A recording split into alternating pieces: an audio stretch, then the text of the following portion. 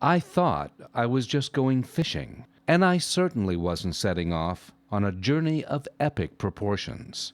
Yet I found myself immersed in a world of unexpected teachers. In this place where life flourishes in deserts of ice, and nature wields her power with brutal indifference, I began questioning everything I knew to be true. The world I left behind held certainty.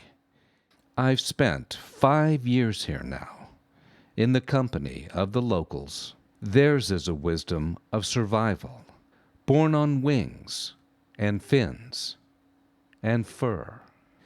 This place of natural mystery is humbling. My fall into an accidental quest for enlightenment.